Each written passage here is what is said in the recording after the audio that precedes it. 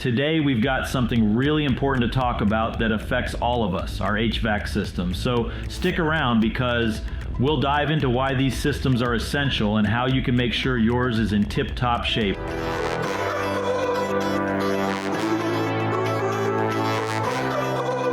Probably heard the term HVAC thrown around when talking about home or commercial building systems, but what is the meaning of this acronym? Well, let's get straight to the point.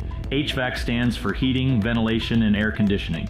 You might not think about it often, but HVAC systems play a massive role in our lives. Whether it's keeping us toasty warm during the winter, ensuring the air we breathe is fresh, or cooling us down on those scorching summer days, they've got us covered.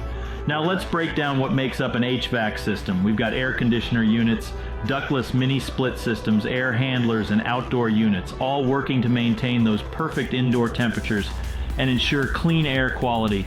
But it's not just about comfort. HVAC systems are champions of energy efficiency and clean indoor air. They're like the unsung heroes behind the scenes, ensuring we breathe easy and our energy bills don't skyrocket. Regular maintenance is essential to keep your HVAC system running smoothly and efficiently. And that's where our friends at Anthem come in. Anthem offers an amazing HVAC Comfort Club membership program. You get 2 maintenance service visits a year, one in the spring for your air conditioning and one in the fall for your furnace. The best part?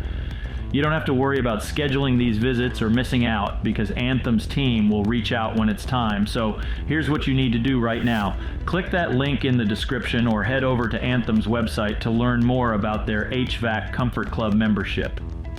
Don't let your HVAC system go unnoticed. Give it the love and care it deserves. That's a wrap for today's video. Remember, your HVAC system is a vital part of your life, and Anthem is here to make sure it stays that way. Thanks for tuning in, and we'll catch you in the next one.